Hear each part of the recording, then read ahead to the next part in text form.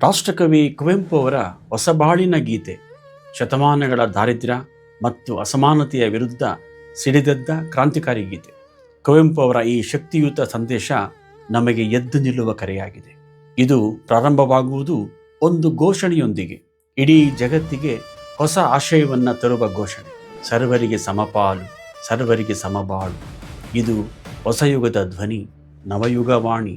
ಯುಗ ಯುಗಗಳಿಂದ ಬಡತನದ ಭಾರವನ್ನು ಬೆನ್ನ ಮೇಲೆ ಹೊತ್ತು ಓಡಾಡುತ್ತಿರುವ ಬಡಜನರೇ ಶ್ರೀಮಂತರ ಅಡಿಗಳ ಕೆಳಗೆ ಧೂಳಿನಲ್ಲಿ ಹೊರಳಾಡಿ ಕುಸಿದು ಕುಗ್ಗಿದ ಎಲ್ಲ ಸೋದರರೇ, ಕವಿ ಕುವೆಂಪು ಅವರು ನಿಮಗೆ ಧೈರ್ಯದಿಂದ ಏಳಿರೈ ಏಳಿ ಎಂದು ಕರೆ ನೀಡುತ್ತಾರೆ.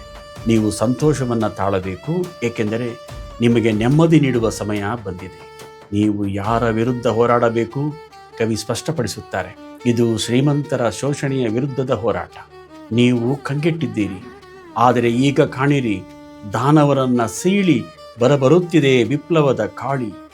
ಈ ಕ್ರಾಂತಿಯ ಪರಿಣಾಮ ಎಷ್ಟೊಂದು ದೊಡ್ಡದು ಎಂದರೆ, ಸ್ವರ್ಗದ ಅಧಿಪತಿಯಾದ ಇಂದ್ರನ ಸಿಂಹಾಸನಕ್ಕೂ ಕೊನೆಗಾಲ ಬಂದಿದೆ. ಸ್ವರ್ಗದ ನಂದನದ ಬೇಲಿ ಇಂದು ಕಳಚಿ ಬೀಳಲಿದೆ. ಇದು ಕೇವಲ ರಾಜಕೀಯ ಕ್ರಾಂತಿಯಲ್ಲ, ಇದು ಸಂಸ್ಕೃತಿಯ ಕ್ರಾಂತಿ. ಈ ಹೊಸ ಯುಗದಲ್ಲಿ ದೇವತೆಗಳ ಶೀಲವಲ್ಲದ ಸಂತೋಷಕ್ಕೆ ಬದಲಾಗಿ ಮನುಷ್ಯರ ಕೃಷಿ ಮತ್ತು ದುಡಿಮೆಯ ಸಂಭ್ರಮವು ಗೋಚರಿಸಬೇಕು. ಹೊಸ ಬಾಳಿನ ಗೀತೆ ಕೇವಲ ನಾಶದ ಬಗ್ಗೆ ಮಾತನಾಡುವುದಿಲ್ಲ, ಇದು ನಿರ್ಮಾಣದ ಬಗ್ಗೆ ಮಾತನಾಡುತ್ತದೆ. ಕವಿ ಹೇಳುತ್ತಾರೆ, ದ್ರವ್ಯಾನುಕೂಲತೆಯ ಆಧಾರದ ಮೇಲೆ ಸೃಷ್ಟಿಯಾದ ಜಾತಿ, ನೀತಿ ಮತ್ತು ಪಕ್ಷಪಾತವನ್ನು ಬುದ್ಧಿಯು ಕೊಚ್ಚಿ ಹಾಕಿಬಿಡುತ್ತದೆ. ಜಾತಿ, ಪಕ್ಷಪಾತ ಮತ್ತು ಆರ್ಥಿಕ ಅಸಮಾನತೆಗಳನ್ನು ಸಂಪೂರ್ಣವಾಗಿ ತೊಡೆದು ಹಾಕಬೇಕು.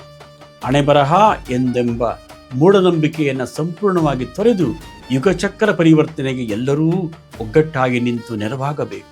ಮಾನವರು ತಮ್ಮದೇ ಆದ ನ್ಯಾಯವನ್ನು ಸೃಷ್ಟಿ ಮಾಡುತ್ತಾರೆ. ಅವರು ದೇವರ ಅನ್ಯಾಯವನ್ನೇ ತಿದ್ದಿ ಈ ಲೋಕದಲ್ಲಿ ಮತ್ತೊಂದು ಸ್ವರ್ಗವನ್ನೇ ಹೊಸೆಯುವರು.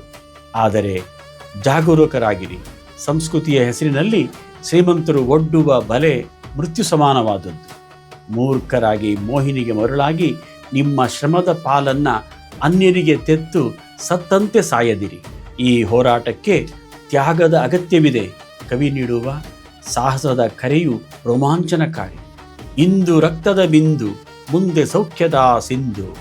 ಇಂದು ನಮಗೆ ನೋವಾದರೂ, ಇಂದು ನಮಗೆ ಸಾವಾದರೂ ಈ ತ್ಯಾಗವು ನಮ್ಮ ಮಕ್ಕಳಿಗೆ ಉತ್ತಮ ಜೀವನವನ್ನು ತಂದುಕೊಡುತ್ತದೆ. ನಾವು ಇಂದು ರಕ್ತ ಚೆಲ್ಲಿದರೆ ಮುಂದಿನ ಪೀಳಿಗೆಗೆ ಹೊಟ್ಟೆಗೆ ಅನ್ನ ಮತ್ತು ಮೈಗೆ ಬಟ್ಟೆಯನ್ನು ನೀಡಿದಂತಾಗುತ್ತದೆ.